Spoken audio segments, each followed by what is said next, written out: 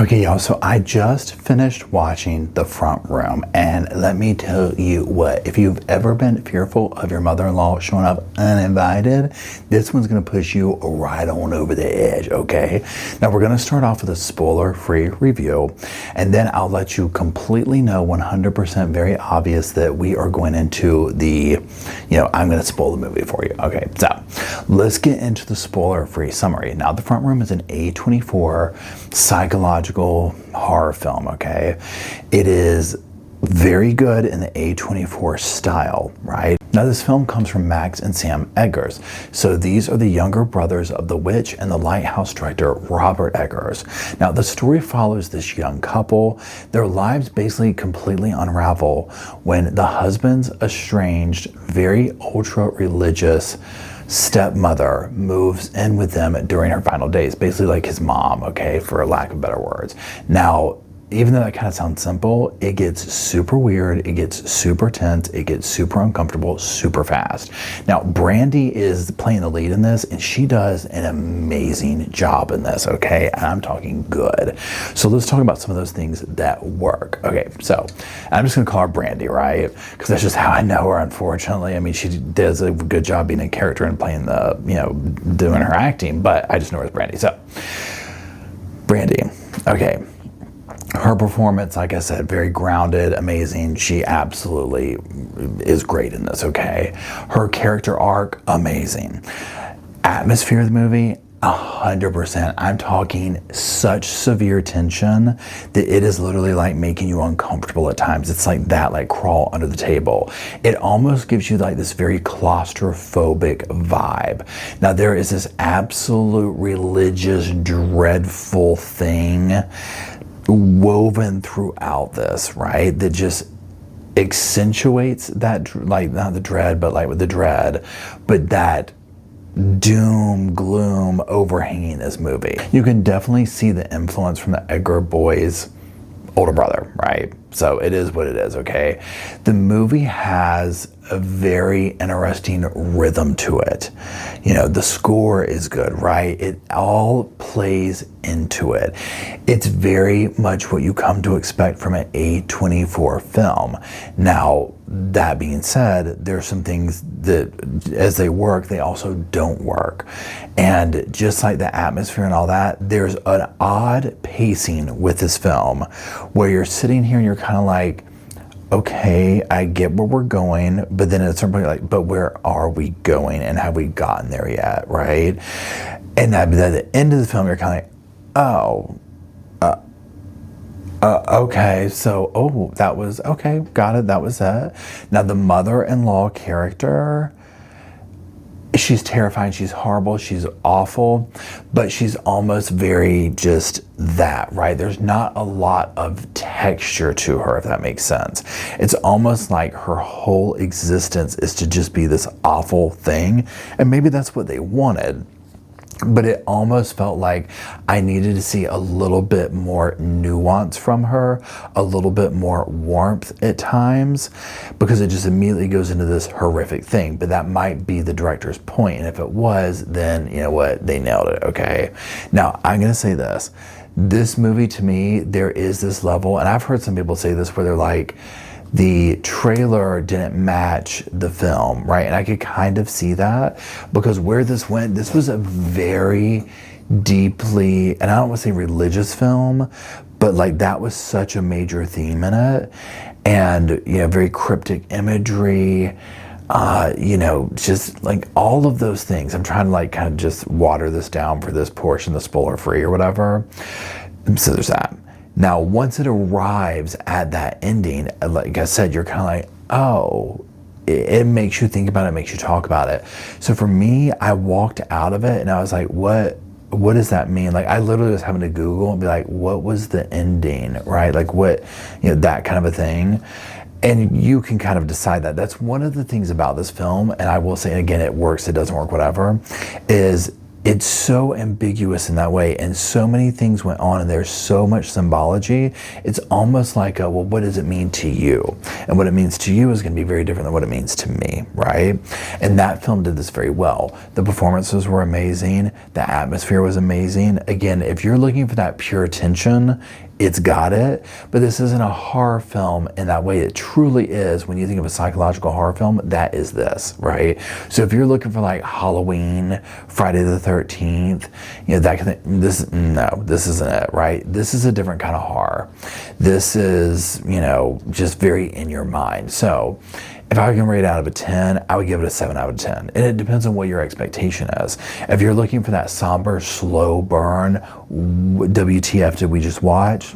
10 out of 10 then, right? So did it make me put my phone down? Kind of, because I did pick up my phone, but I was also watching at home. You know what I mean? And there's times where you wanted to be like, what are we watching? That kind of a vibe. Would I suggest watching it? Yes, it is definitely good. And if you're a fan of A24, you're going to like this, because here's the thing with this. This movie makes you think. So if you're looking to just escape, like, for example, I always revert back to the classics for me, but like Halloween, Friday the 13th, that kind of stuff, that is what it is, right? That slasher, it's very one-dimensional. And even though I felt like some of this was one-dimensional, this makes you think, this makes you talk. So yes, there's that. Now, on the count of 3, we will be entering into the spoiler section.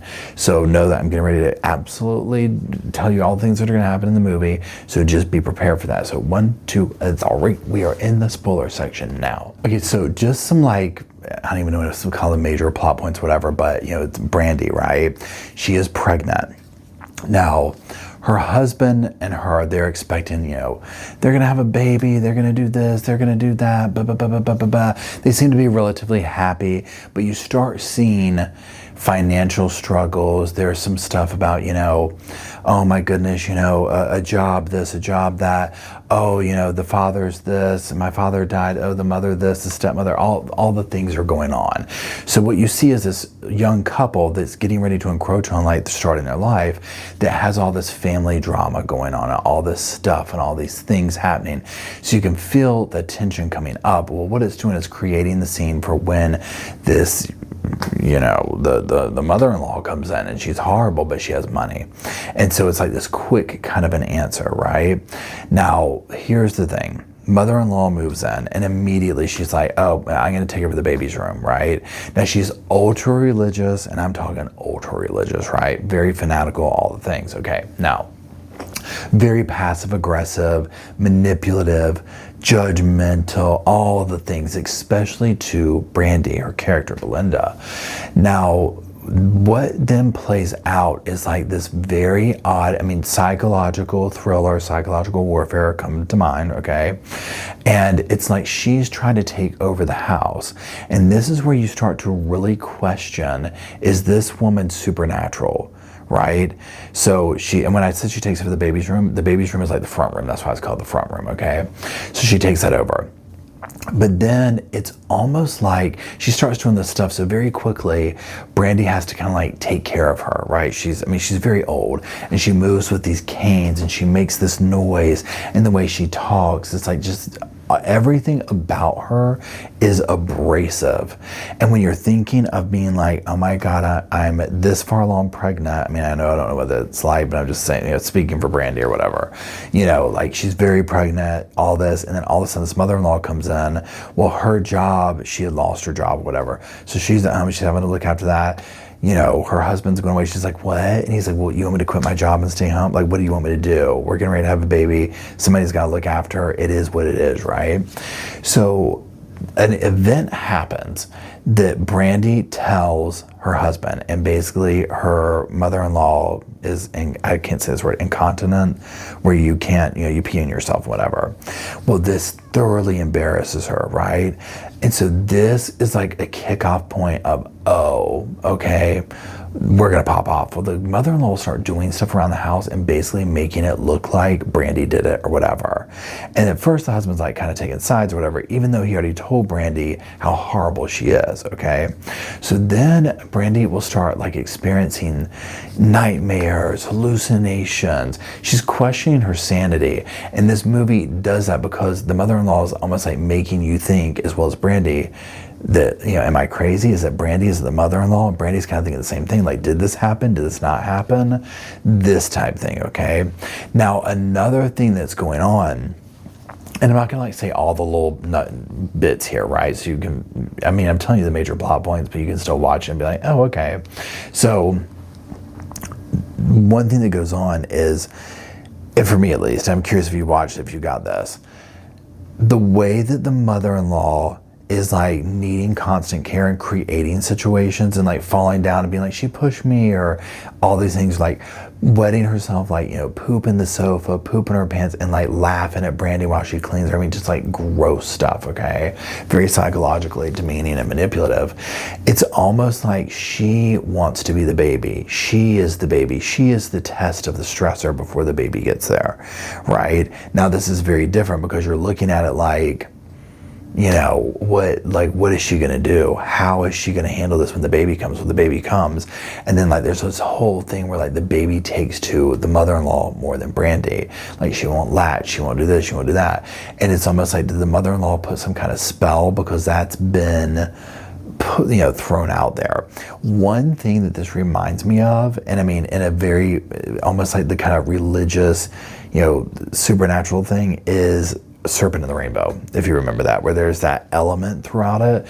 It's like that here too, but it's also done in such a way that you're just like, no, this could just be a horrible human being, right?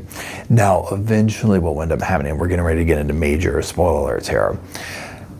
And I won't go into all the details, but just know that the mother-in-law dies, okay? And you're left sitting here like, what did Brandy do? Okay, right? What happened to the baby? What happened to the mother-in-law? Like, what took place, okay?